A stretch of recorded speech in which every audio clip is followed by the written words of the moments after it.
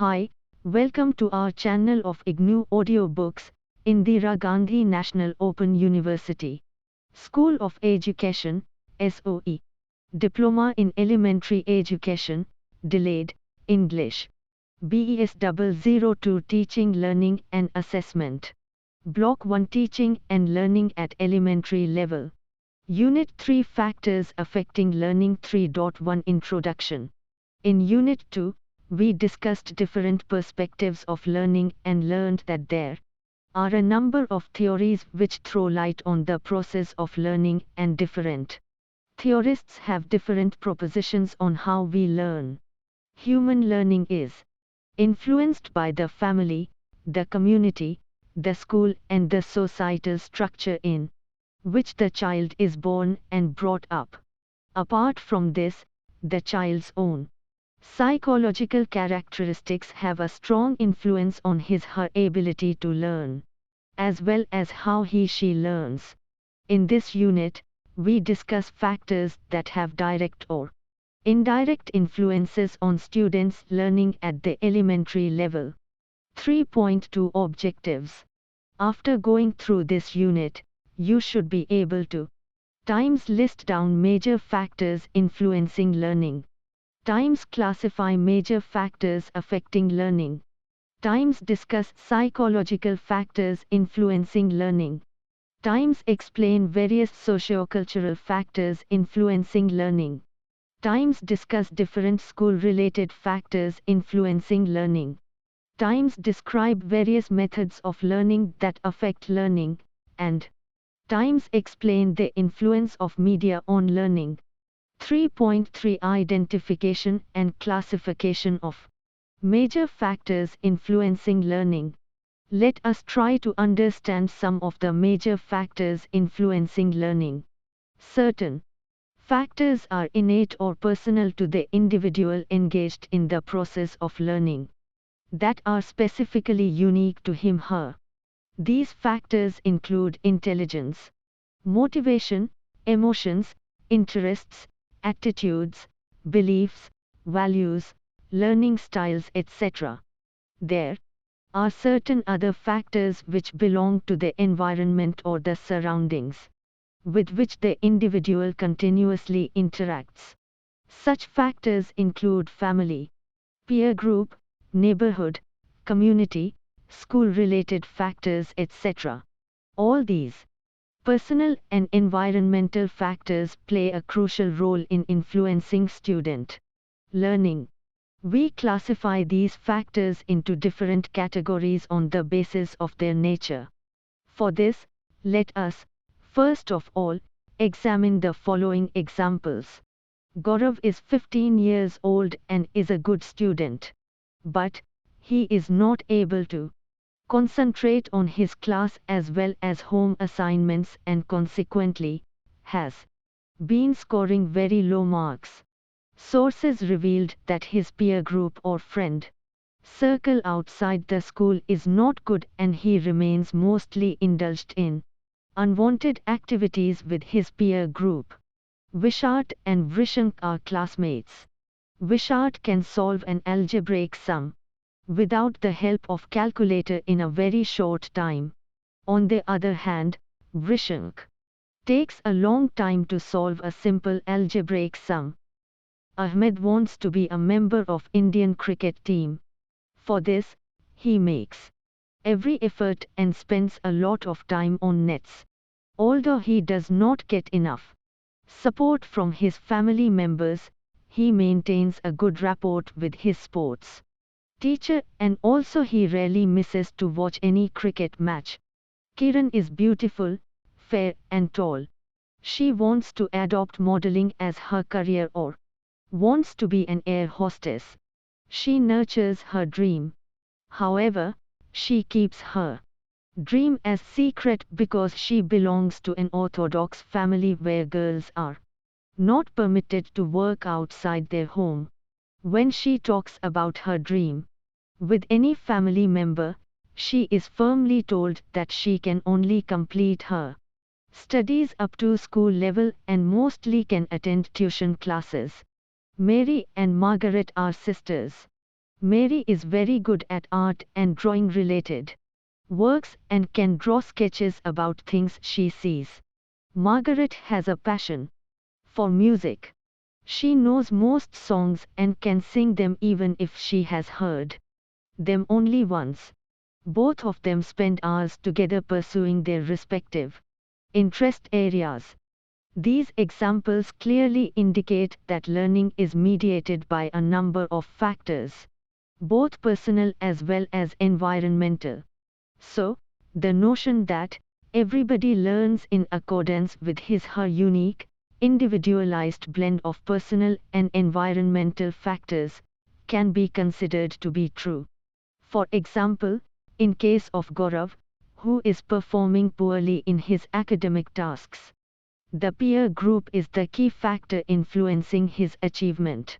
In the similar fashion, personal innate characteristics of Vishart and Vrishank are acting as determining factors in terms of their performance in algebra.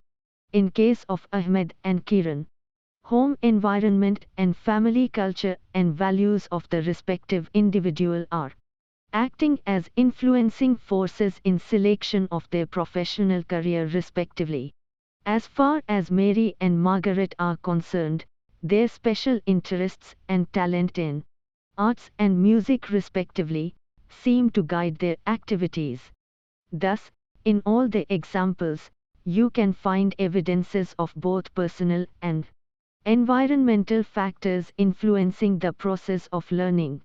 On the basis of this discussion, we may define learning as a function of the interaction of personal, psychological, and environmental factors and can be mathematically represented as L is equal to F, EF times PF. L is equal to learning, F is equal to function, EF is equal to environmental factors, PF is equal to personal factors. Personal factors, psychological factors, are they intra or within individual factors, like intelligence, motivation, interests, attitudes, etc., which predispose an individual towards learning, as in the cases of Mary and Margaret as well as Vishart and Vrishank. Environmental factors, on the other hand, are those contextual factors which highlight the role of the environment in learning, such as the socio-emotional, societal, cultural and other school-related factors. Although these factors represent two different categories, they operate in a common system. The learner and the learning process can only be completely understood with reference to the interaction of both personal and environmental factors. 3.4 Psychological factors influencing learning. Psychological factors are unique or specific to the individuals engaged in the process of learning. A thorough knowledge and understanding of these factors is very essential for the teachers and parents in providing and guiding learning among the children. A detailed discussion of the sub-factors falling in the domain of psychological factors that influence learning is provided here. 3 April 2001 Intelligence. Research studies revealed that intelligence is positively related to learning ability of the children. You must have seen wide variations across individuals and cultures as to what actually constitutes intelligence. Let us take a closer look at what this statement means by engaging in the following analytical task. Times Vandana always comes first in class. Times Iqbal has the ability to memorize dates and years of historical events in a chronological order. Times Sanjay is very good in dancing. Times Elizabeth can produce sound of any bird or animal. Times Vishal is a good table tennis player. Looking at the above profiles of 5 students, could you identify who is the most intelligent student? Perhaps you cannot.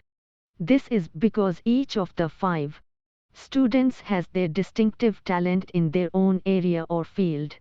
This is indicative of the fact that you cannot define intelligence with a single context. Probably there are as many definitions of intelligence as there are experts who study it. Broadly, we can define intelligence as the ability to learn about, learn from, understand, and interact with one's environment. This general ability consists of a number of specific abilities, which include times adaptability to a new environment or to changes in the current environment, times capacity for knowledge and the ability to acquire it, times capacity for reason and abstract thought and to comprehend relationships, times ability to evaluate and judge, and times capacity for original and productive thought. Besides this, intelligence as a concept has been understood in different ways by different psychologists and has, therefore, a wide variety of definitions. These are presented in Box 1. Box 1, Definitions of Intelligence. Meaning of intelligence as cited by different authors. Alfred Binet, 1916, Judgment, otherwise called good sense. Practical sense, initiative, the faculty of adapting one's self to circumstances. Autocritique.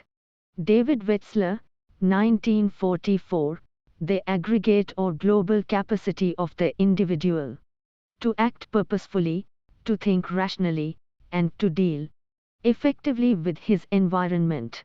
Lloyd Humphreys, 1979, the resultant of the process of acquiring, storing in memory, retrieving, combining, comparing, and using in new contexts information and conceptual skills.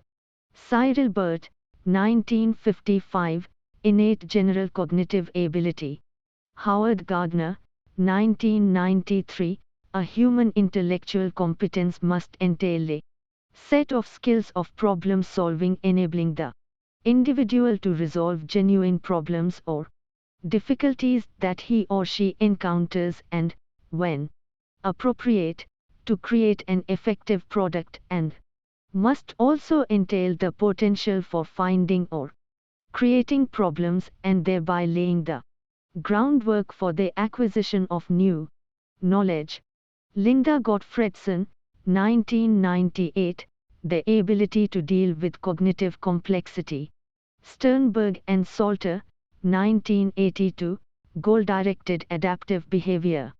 Reuven Feuerstein, 1990, the unique propensity of human beings to change or modify the structure of their cognitive functioning to adapt to the changing demands of a life situation.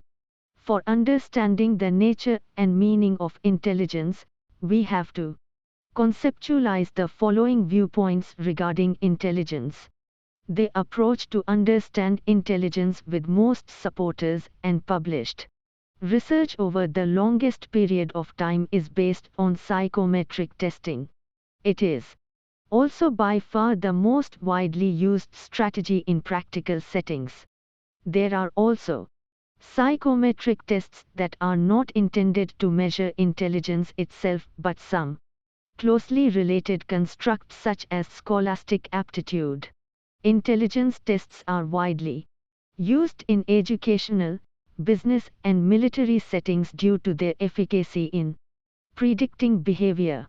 Individuals with high intelligence quotients, IQ, are associated with more years of education, jobs with higher status and higher income. Intelligence is significantly correlated with successful training and performance outcomes. Recent IQ tests have been greatly influenced by the Catelhon-Carroll theory. It is argued to reflect much of what is known about intelligence from research. A hierarchy of factors is used to have a clear picture about intelligence. Out of these factors, the general intelligence factor, G, is at the top. Under it, There are 10 broad abilities that in turn are subdivided into 70 narrow abilities. The broad abilities are fluid intelligence, GF, crystallized intelligence, GC, quantitative reasoning, GQ, reading and writing ability, GRW, short-term memory, GSM, long-term storage and retrieval, GLR, visual processing, GV, auditory processing, GA, processing speed, Gs, and decision reaction. Time speed, GT. Robert Sternberg proposed the triarchic theory of intelligence to provide a more comprehensive description of intellectual competence than traditional differential or cognitive theories of human ability. The triarchic theory describes three fundamental aspects of intelligence: analytic intelligence, creative intelligence, and practical intelligence. Analytic intelligence comprises the mental processes through which intelligence is expressed.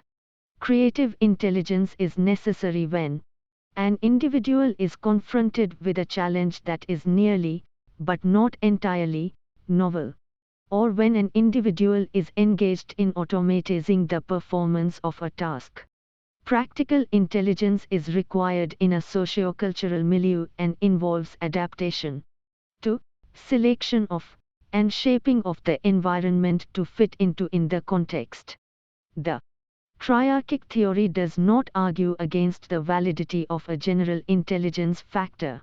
Instead, the theory posits that general intelligence is part of analytic intelligence, and only by considering all three aspects of intelligence can the full range of intellectual functioning be fully understood. More recently, the triarchic theory has been updated and renamed the theory of successful intelligence by Sternberg. Intelligence is defined as an individual's assessment of success in life by the individual's own idiographic standards and within the individual's sociocultural context. Success is achieved by using combinations of analytical, creative, and practical intelligence. The three aspects of intelligence are referred to as processing skills. The processing skills are applied to the pursuit of success through what were the three elements of practical intelligence: adapting to, shaping of, and selecting of one's environments. The mechanisms that employ the processing skills to achieve success include utilizing one's strengths and compensating or correcting for one's weaknesses. The most dominant contemporary view in intelligence, which has a marked influence on educational practice, is the one proposed by Howard Gardner. He has advanced a theory of multiple intelligence having 8 distinct abilities. Each is a separate system of functioning, although the various systems can interact to produce overall intelligent performance. The 8 areas of intelligence are times linguistic intelligence, times logical mathematical intelligence, times spatial intelligence, times musical intelligence, times bodily kinesthetic intelligence, times interpersonal intelligence, times intrapersonal intelligence, times naturalist intelligence. The intelligence on which one is high in terms of manifestation will thus determine what one learns, how well one learns, and also influence the various ways in which one seeks engagement in the learning task. Thus, irrespective of how we define intelligence, in relating it to learning, there is no doubt that it affects what, when, and how we learn. Further, in operational terms, it definitely is a capacity or ability for problem solving, thinking, reasoning, relating to others, dealing with emotions, developing interests, sense of right and wrong, and living in consonance with our environment. To sum up, it may be said that intelligence is positively interrelated with learning capacity of the students, and students high on intelligence are supposed to learn better and more as compared to their counterparts with low on intelligence. 3rd April 2002 Motivation. In order to study the effect of motivation on learning among the students, let us consider following examples.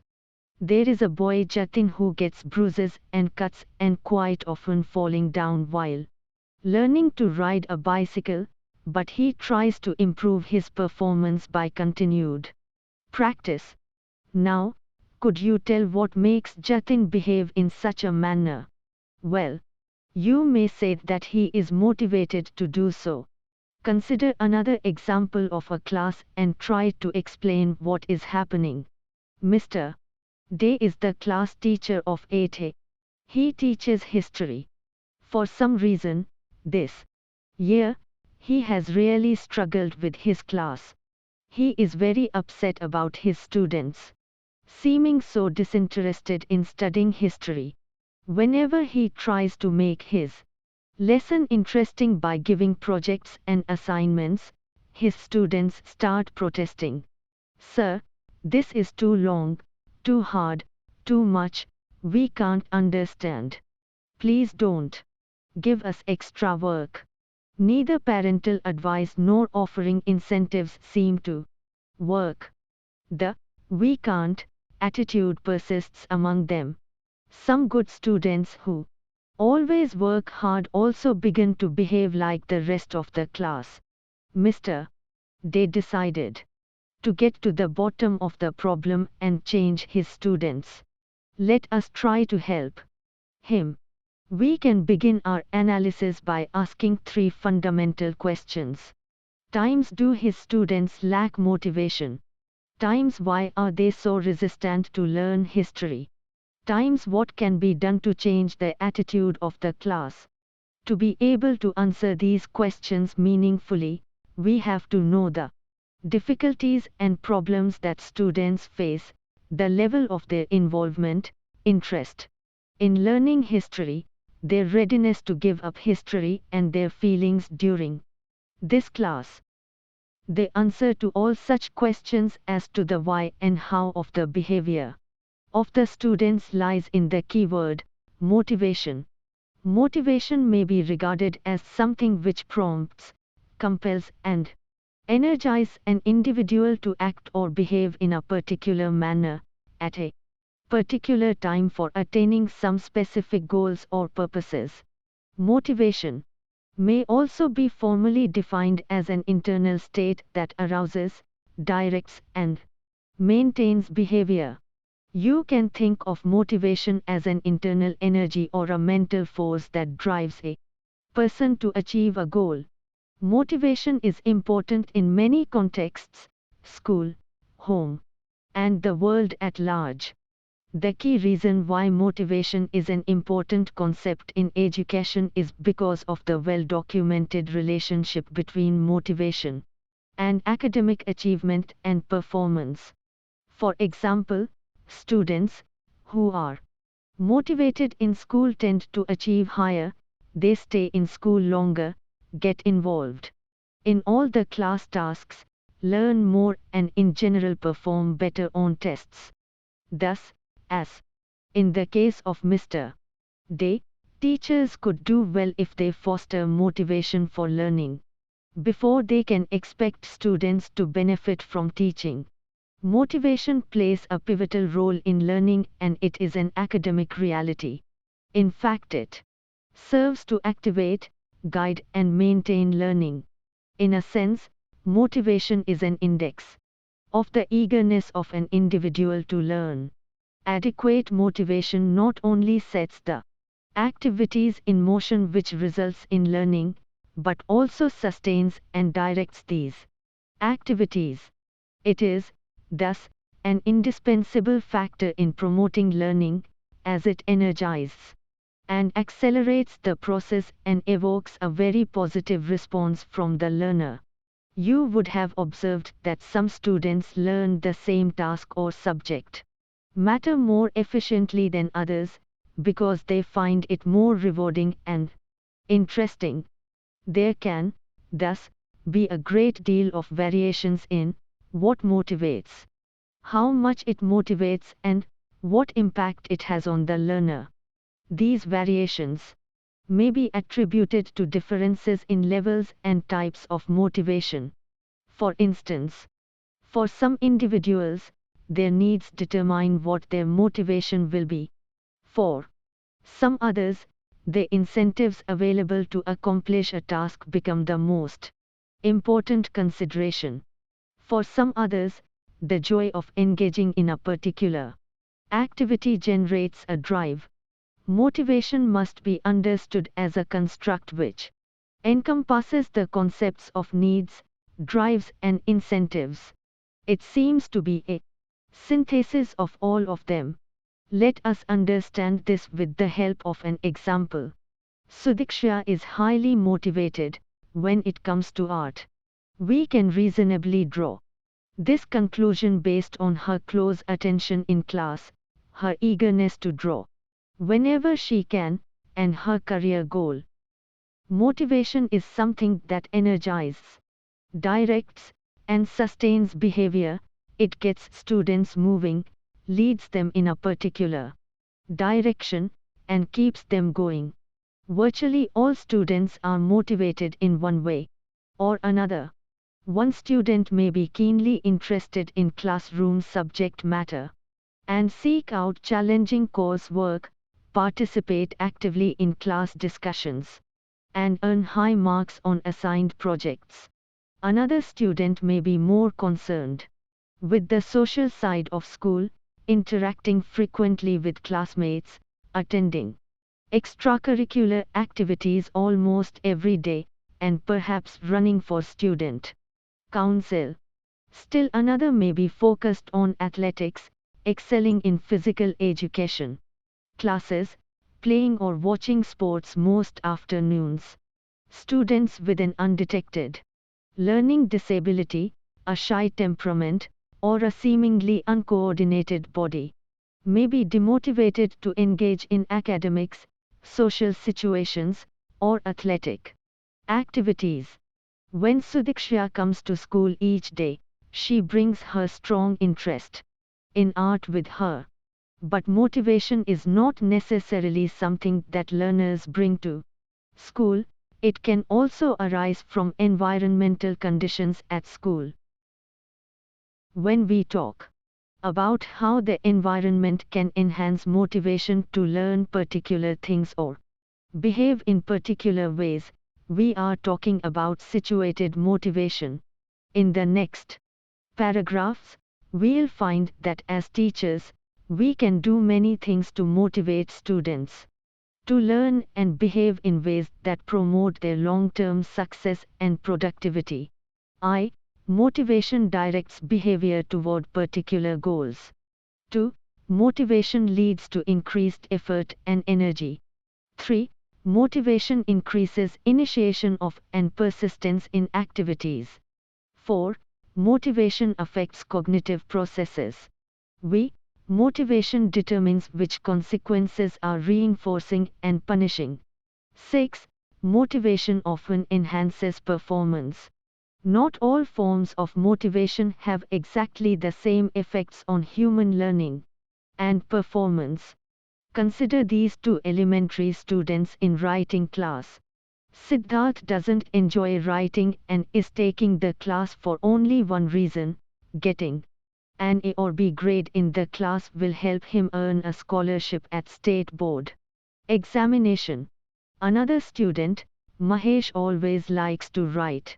The class will help him get a scholarship at state board examination, but in addition, Mahesh truly wants to become better in writing.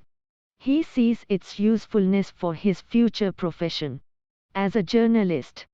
Besides, he is learning many new techniques for making what he writes more vivid and engaging. Siddharth exhibits extrinsic motivation. He is motivated by factors external to himself and unrelated to the task he is performing.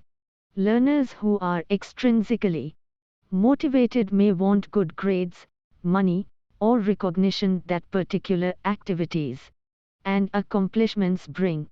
Essentially, they are motivated to perform a task as a means to an end, not as an end in itself. In contrast, Mahesh exhibits intrinsic motivation. He is motivated by factors within himself and the task that he is performing. Learners who are intrinsically motivated engage in an activity because it gives them pleasure, helps them to develop a skill that they think important, or seems to be ethically and morally right in thing that they do. Some learners with high levels of intrinsic motivation become so absorbed in and focused on an activity that they lose track of time and completely ignore other tasks, a phenomenon known as flow. Learners are most likely to show the beneficial effects of motivation when they are intrinsically motivated to engage themselves in classroom activities. Intrinsically motivated learners tackle assigned tasks willingly and are eager to learn classroom material, more likely to process information in effective ways, e.g., by engaging in meaningful learning, and achieve at high level. In contrast, extrinsically motivated learners may have to be enticed or prodded, may process information only superficially, and are often interested in performing only easy tasks and meeting minimal classroom requirements. In the early elementary classes, students are often eager and excited to learn new things at school. But sometime between class 3 and 9, their intrinsic motivation to learn and master school subject matter declines. This decline is probably the result of several factors. As students get older, they are increasingly reminded of the importance of good grades, extrinsic motives for promotion, graduation, and college admission, causing them to focus their efforts on earning high grade point averages.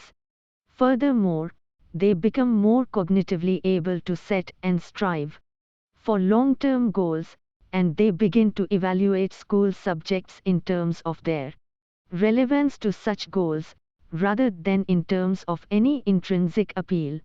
In addition, students may grow increasingly impatient with the overly structured, repetitive, and boring activities that they often encounter at school.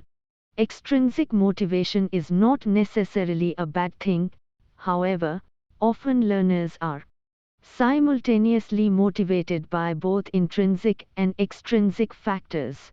For example, although Mahesh enjoys her writing course, he also knows that a good grade will help him get a scholarship at state board examination.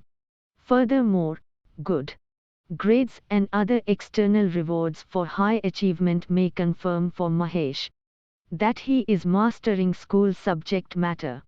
And over the course of time, extrinsic motivation may gradually move inward. Thus, we see that motivation is a very crucial factor that affects learning among students. So, it is necessary that teachers should motivate their students at every step. 3rd April 2003 Maturation for readiness to learn. A learner's readiness and willpower to learn is a great deciding factor of his/her results in learning. It is presumed that if an individual has will to learn, then automatically he/she will find ways for effective learning. In other words, the learner should be mature enough to learn a particular skill or task. This means that there is an optimal or most appropriate time for each individual to learn a specific skill or a concept with ease and efficiency. This appropriate time comes when one's physical, neural, and intellectual aspects of development have advanced enough to enable one to perceive the problem and solve it with relative ease and comfort. For instance, 4-month-old child cannot walk since it lacks the physical maturation or level of development required of walking.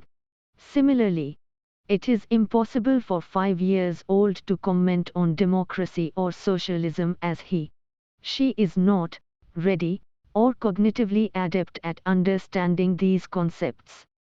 Maturation can best be interpreted as relatively permanent change in an individual, be it cognitive, emotional or physical, that occurs as a result of biological aging. Regardless of personal experience, maturation is pre-programmed and occurs regardless of interactions a child has with the environment. Most expert teachers in schools know that no matter how hard they work or how good they are, they cannot force a student to think or do what he/she is not biologically ready to do. Thus, cognitive coming of age or maturation is another specific aspect of readiness to learn. It implies that a child should have the requisite level of cognitive skills necessary for solving a problem or accomplishing a task set before her. It is also important for you to understand that there are large individual differences in maturation. Some children, for instance, start walking at 9 months, while others do the same at the age of 2 years. Some children speak a language quite competently at 3 years, while others may do that as late as 5 years. Maturation has to be thus understood as a natural process of unfolding of the development stages, resulting in functionally preparing an individual to acquire mastery over his/her environment. It must have become clear to you that any attempt to teach things before an adequate level of readiness is acquired by the child is futile. This also serves to explain why non-performance on the part of learners or their inability to grasp a concept can be attributed to lack of adequate maturation and readiness to learn. Since maturation determines the readiness for learning, it is critical for curriculum planners and teachers to take note of this. It enables them to decide what to teach, how to teach, when to teach, and correspondingly be guide on what to expect from their learners. You will now be able to appreciate why very young children should not be encouraged to write. Similarly, if teenagers are undergoing mood swings, it is because of their developmental pattern. They are not pretending moods or deliberately misbehaving. 3rd April 2004 Emotions. It is a well-accepted fact that our emotions play quite a significant role in guiding and directing our behavior. Many times, they seem to dominate us in such a way that we have no solution other than behaving as they want us to. Emotions are the feelings that color our lives and allow us to experience all of the joys and sorrows of life. If a person has no emotions in him, then he becomes crippled in terms of living his/her life in a normal manner. Thus, emotions play a pivotal role in providing our behavior a particular direction and thereby helps in shaping our personality. Emotions can thus be understood as an agitated or excited state of our mind and body. According to Crow and Crow, 1973, emotion is an affective experience that accompanies generalized linear adjustment to mental and physiological stirred-up states in the individual that shows itself in his/her overt behavior. Different psychologists describe emotions as some sort of feelings or affective experiences which are characterized by some physiological changes that generally lead them to perform some or the other types of behavioral acts. The development of emotions in human beings is largely influenced by the process of maturation and learning. Primarily, it has been shown that emotions originate in the brain, specifically in the limbic system. The limbic system is a Small structure located in the middle of the brain between the lower center or brainstem and the higher center or cortex. The brainstem controls alertness and arousal and sends sensory messages to the cortex via the limbic system. Much of our thinking and learning takes place in the cortex, and our limbic system interprets and directs emotions and behavior. Thus, it can be said that both emotions and learning occur in the brain. Learning means acquiring knowledge or skills, and it requires thinking.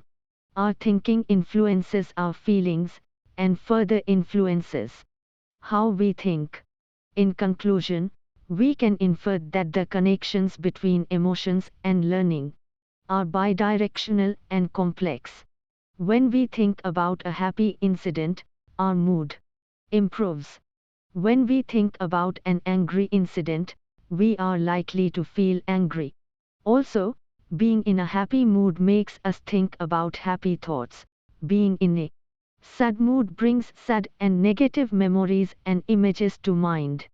Hence, we may say that emotions can affect learning in both positive and negative ways. When a learner experiences positive emotions, the learning process can be enhanced. When a learner experiences negative emotions, the learning process can be disabled. The diagram below represents a continuum of emotions ranging from positive and their effect on learning. The emotions listed on the continuum can either affect learning in a positive, plus, or negative, dash, way. 3rd April 2005. Interests. Interests are actually deep-rooted constructs and are determined by the need structure of an individual. An individual with strong social needs such as belongingness, affiliation and recognition will direct all his/her energies into activities which enable him/her to fulfill these needs, such as meeting people, going to clubs, associations, parties, meetings, etc. In theoretical terms, an interest may be defined as a learnt or acquired motive stemming from some inherent needs of the individual which drive him/her to act in a way that will sustain or satisfy his/her inner need structure. Individuals differ a great deal in their patterns of interests because their need structures vary. For some persons, social and emotional needs become the guiding forces. For others, aesthetic or higher cognitive needs may be the preponderant factors. Age variations are also visible. Young children have a need for activity, play, adventure, etc. And thus they learn much better through a play-way approach. This arouses their interest in studies and helps to sustain their involvement in work. For adolescents and older learners, the needs for affiliation and group belongingness are very high, and thus they always show an interest in recreational group activities like parties, picnics, social outings, etc. Interests are, thus, determined by both age-related and human needs factors. They influence not only what one learns best, but also serve to explain why learning becomes inadequate. You often hear teachers complaining to parents at the parent-teacher meetings that their children can do very well in studies, provided they take interest in them. You may have also heard students saying, "Hindi is so boring, I just can't do physics, its subject matter doesn't interest me," or, "Why should I go for the cricket match when I am not interested in cricket?" Interest is one of the most important factors which mediates learning and which motivates learners to act. Without interest, as is evident from the examples cited above, there can be no learning. An interest is not the same as preference for some object, event or behavior over others, and which provides engagement and joy and is undertaken voluntarily. 3rd April 2006 Attitudes. We have many likes and dislikes and beliefs and opinions which predispose us to behave in certain ways. For instance, we might think that studying science at the senior secondary stage is too difficult, or we might think that living in rural India will mean following traditional styles of dressing and behaving, etc. All these are preconceived ideas and notions which exist in our psyche and may be termed as our attitudes. Attitudes are born out of the process of socialization and usually have a knowledge and feelings component. We have attitudes towards objects, events, and persons. Our attitudes may be positive, negative, or neutral. For instance, if we are inclined towards reading books, playing cricket, good health, fitness, etc., we will have a positive attitude towards books, games, going for morning walks, gymnasiums, etc. However, if we disapprove of how the younger generation dresses and behave in urban areas, or about contemporary cinema, our attitude towards them will be negative. There are something which we are indifferent about, our attitude towards them is usually neutral. Why the direction of our attitude is important is because it influences what we learn willingly and with enthusiasm and what we will be unwilling to learn and do, or simply avoid. Thus, the positive or negative predisposition within a person has important motivational components. When students have a positive attitude towards the school, not only does it imply that they will like school, but they are likely to endeavor to do well, to be liked by the teachers, and will conform to the culture, goals, and expectations of the school. Very closely related to the concept of attitude are the constructs of prejudice and stereotype. Both of these usually influence the learning process. Prejudice may be understood as a negative attitude towards an object or event, while stereotypes represent a mindset, or expectancy, or a readiness to react in a certain way to a stimulus situation. Both prejudice and stereotypes are learned attitudes, resulting from cultural conditioning. They assume special significance in learning sense. They greatly influence the direction, intensity, seriousness, and commitment with which one learns or engages in an activity. It is very difficult to unlearn prejudices and stereotypes. 3rd April 2007 Self-concept. In the context of learning, the self-concept of an individual assumes considerable importance since it represents what an individual feels about himself, herself, and his abilities to perform and achieve. Self-concept is a broader term which includes the subcategories of self-image, self-esteem, and self-efficacy. Let us try to understand all the three since these have a bearing on learning.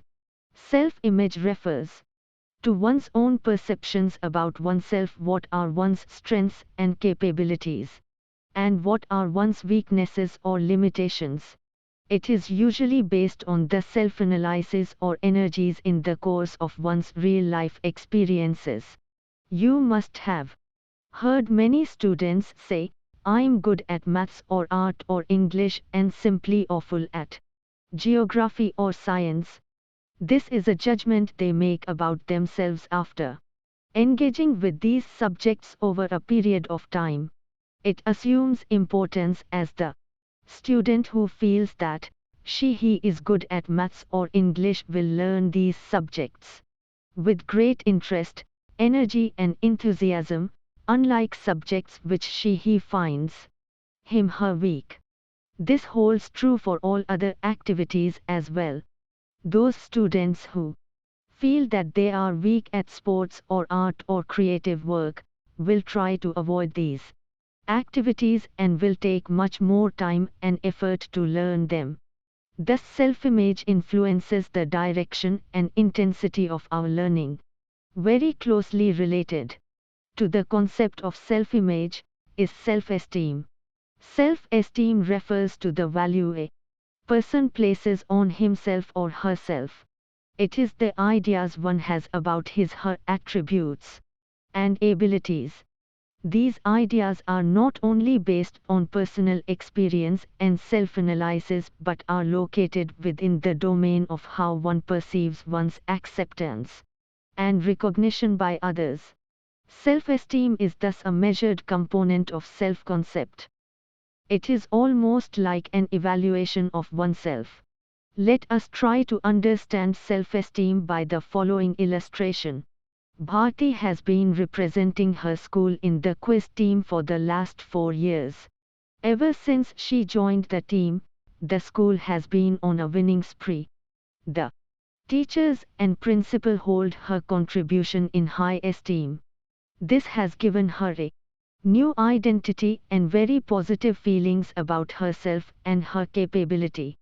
Bharti has a very positive self-concept based on a positive self-image and positive self-esteem. She is always enthusiastic about quizzes, reading, learning more, and knowing more. Her academic performance also reflects this. She is ready to learn new things and invest any amount of time and energy in preparation since these help her to feel good about herself. This case clearly illustrates that not only do our own judgments of ourselves affect our self-esteem, but also other people's judgments about us affect our self-esteem. Self-image and self-esteem are very closely related to the concept of self-efficacy. Self-efficacy refers to a person's belief in his/her ability to get things done. Self-efficacy addresses questions like, will I succeed or fail? Will I be liked or laughed at? We usually imagine future consequences based on past experiences and our observations on others. These predictions are affected by our self-efficacy or beliefs about our personal competence in a given area. People's expectations of self-efficacy can derive from a number of different sources: direct experience, interpretations of the experiences of others, what people tell them they are able to do, and others' assessment of their motivational and emotional state. In general, if someone has a higher degree of self-efficacy, she or he is more likely to learn and better attain the desired outcome. In schools and colleges, you must have observed that students' level of self-efficacy can lead to self-fulfilling prophecies. When students believe they are able to do something, they are more likely to expend the effort and resources in doing it. With this they achieve what they had targeted to learn or do even better. One success leads to another, helping students to view themselves as being continually successful in learning, accomplishing the outcomes they desire. In contrast, if students have a low sense of self-efficacy, they may believe they are unable to succeed and as a result show poor performance or even failure, which leads to the expectation of future failure. Self-efficacy is very important for learning since greater efficacy leads to greater effort, persistence and learning even in the face of setbacks. Self-efficacy also influences motivation and learning through goal setting. If we have a higher sense of efficacy in a given area, we will set higher goals, learn better, be less afraid of failure and find new strategies when old ones fail. If our sense of efficacy is low, we may avoid a task altogether, or give up learning doing it when problems arise. Self-efficacy must not be considered synonymous with self-esteem or self-concept. since it involves judgments of capabilities specific to a particular task. Self-esteem, on the other hand, is concerned with judgments of self-worth, and self-concept is a more global construct which encompasses self-esteem and self-efficacy. 3.4.8 Learning styles. Individuals show preference for different learning conditions. These are called learning styles or learning preferences. The learning style theories recognize that individuals learn in different ways and that each individual has a unique style of learning. You must have noticed that some students learn well in the morning while some others prefer to study at night. Some students like to sit in quiet places, while some others like to have music accompanying their learning. Many students report optimal learning while sitting on the dining table and also eating snacks along with their studies. Students who live in joint families actually develop styles of learning which are set in public spaces. Learning styles can, thus, range from straightforward preference for physical surroundings to more fundamental differences that may be rooted in culture or personality. Some individuals take a deep processing approach, seeking the underlying concepts and meanings of what they are attempting to learn. Others take a surface processing approach, focusing on memorization rather than analysis and understanding. It is generally observed that individuals who adopt a surface approach are motivated by getting good marks and other external rewards, whereas those who take a deep approach enjoy learning for the sake of learning and are less concerned with external evaluations. There are many more differences in learning styles which educational psychologists have studied. For example, think about how you learn the names of people you meet. Do you learn a name better if you see it written down? If so, you may be a visual learner, one who learns best by seeing or reading. If you learn better by hearing, you may be an auditory learner. Another pattern of learning styles is field dependence versus field independence. Field-dependent individuals tend to see patterns as a whole and have difficulty separating out specific aspects of a situation or pattern, while field-independent persons are more able to see the parts that make up a large pattern. Another important learning style on which individuals differ is impulsivity versus reflectivity. Impulsive individuals tend to work and make decisions quickly, while reflective types are likely to take a longer time considering all alternatives. 3.5 Sociocultural, environmental factors influencing learning. The sociocultural environment within which a child grows has a significant impact on her learning. In fact, all learning occurs with special reference to the cultural context of an individual. The social constructivist view of psychology holds that all learning is culturally oriented and guided. For our own understanding, we can subdivide sociocultural factors into A. Family, B. Neighborhood and community, and C. Sociocultural diversities like caste, class, ethnicity, religion, etc. Family has the first and most fundamental influence in the socialization process of an individual. It is within the family that child learns the behavior patterns for survival, social skill, attitudes, interpersonal skills, social norms, the do's and don'ts of her culture and community, acquires a sense of right and wrong, a value orientation, etc. Thus, we can say that the family is the site of all learning. In a family, the relationships with the parents play a vital role in the learning process of the students. If the child-parent's relationship is based on mutual respect and faith, it can provide the child a congenial atmosphere which in turn can facilitate her learning. A distorted and unhealthy environment, on the other hand, adversely affects the learning of the student. The upward mobility brings resistance on the part of the student to learn. Students in such families find themselves unable to cope up. The neighborhood and community in which a child lives also have a potent impact on what she learns and acquires. Many attitudes, habits, beliefs, perceptions, stereotypes and social roles and responsibilities are shaped directly or indirectly by child's experiences with the persons in her neighborhood. These persons include her peers and age mates and all the elders around her. Through conditioning, social learning, direct instruction and modeling, a child learns a number of things from them. A healthy peer relationship also plays an important role in learning.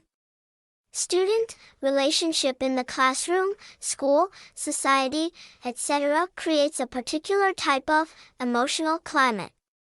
A sound peer relationship provides a tension-free environment to the student to learn more and to compete in the class.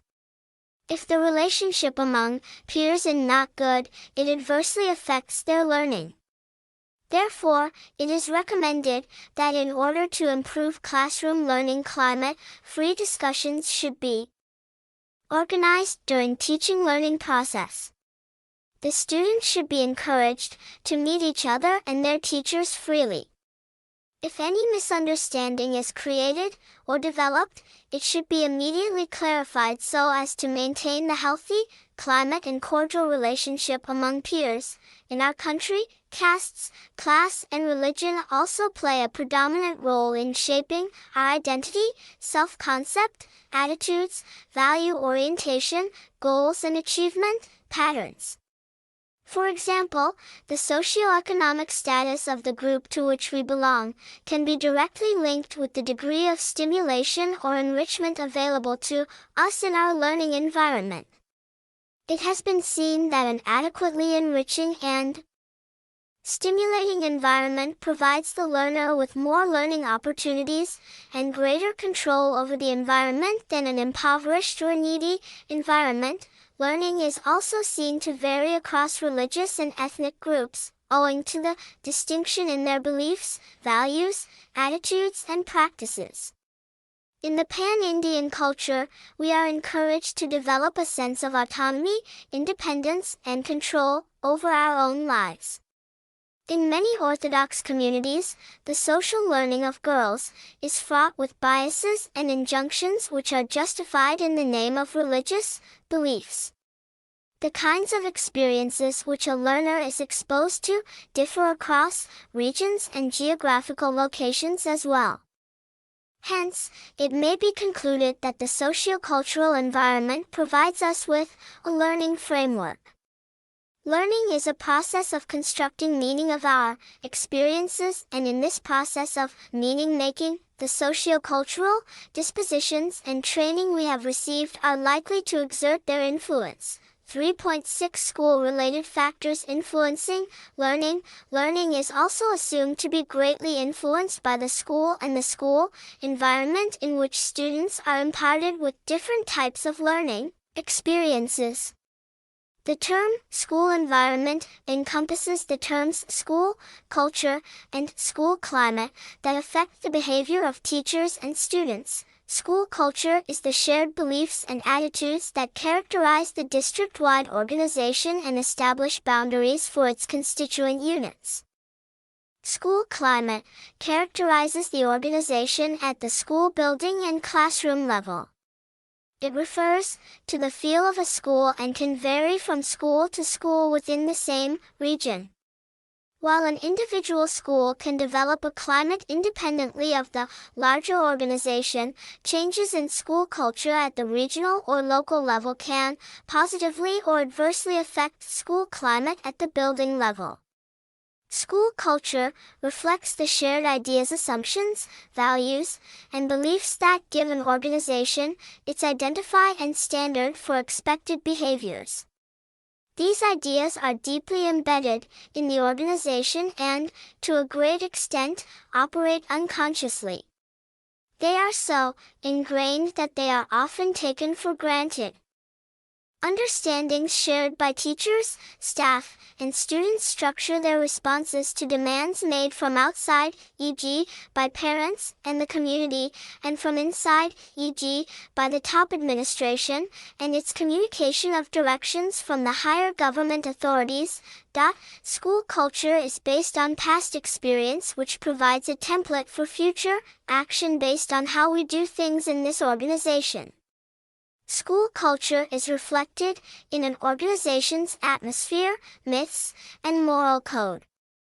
The characteristics of a school culture can be deduced from multiple layers, artifacts and symbols, the way its buildings are decorated and maintained, values, the manner in which administrators, principals and staff function and interact, assumptions, the beliefs that are taken for granted about human nature. On the other hand, school climate reflects the physical and psychological aspects of the school that are more susceptible to change and that provide the preconditions necessary for teaching and learning to change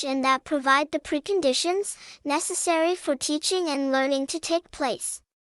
School climate focuses on the feelings and attitudes about a school expressed by students, teachers, staff, and parents, the way students and staff feel about being at school each day. School climate is a significant element in discussions about improving academic performance and school reform. It is also mentioned in discussions of potential solutions to problems such as bullying, inter-student conflicts, suicide, character, education and moral education. Although there is no consistent agreement in the literature on the components of school climate or their importance, most writers emphasize caring as a core element. However, some place safety foremost, defining school climate as an orderly environment in which the school family feels valued and able to pursue the school's mission free from concerns about disruptions and safety. Several aspects of a school's physical and social environment comprise its climate. The following 8 areas comprise school climate: appearance and physical plant, faculty relations, student interactions, leadership/decision-making disciplined environment, learning environment, attitude and culture, school community relations. The comprehensive view used in this brief, and summarized below, defines school climate in terms of 4 aspects of the school environment. A physical environment that is welcoming and conducive to learning. A social environment that promotes communication and interaction. An affective environment that promotes a sense of belonging and self-esteem. An academic environment that promotes learning and self-fulfillment. These various aspects of school climate do not operate independently of one another.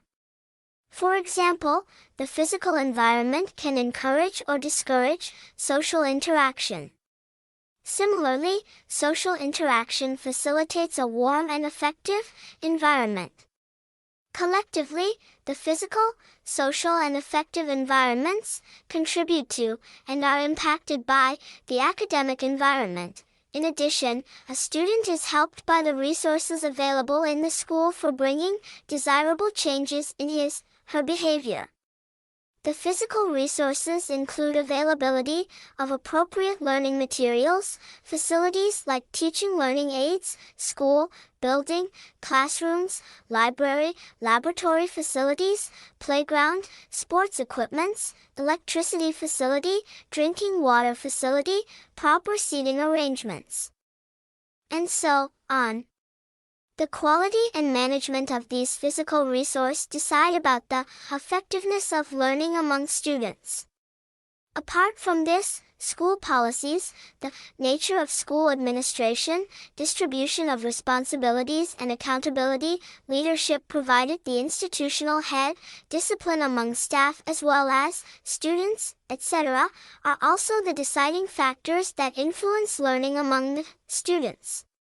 3.7 Teaching learning process related factors influencing learning. 3.7.1 Methods of learning. The methods of learning involve the question of how to study. Correct ways of study always enhance learning. Effective learning promotes good memory of the corresponding material. The quality of learning depends on the abilities of a teacher and a learner to link the present new learning with the past experiences of the learner, which helps the learner to assimilate and understand new learning. In the same way, one can expect good results in learning if learning experiences are given in view of seeking correlation among different subjects or areas and with real-life happenings and situations. Senses also play a dominant role in the learning process. A learner who learns through utilization of maximum senses always has an advantageous edge over others. The revision and practice always brings good results in the achievement of learning. A student who is engaged in sufficient drill work, practice, revision, and review of the learning task can be expected to harvest a good yield in terms of retention, reproduction, and utilization at the proper time. In addition, learning also depends on the nature and quality of the reinforcement provided to the learner in the learning task. Knowledge of the results and progress also work for providing immediate reinforcement to the learners. The results of learning are also influenced, to a great extent, by the methods and techniques employed by the teacher for teaching of a particular content or the subject matter.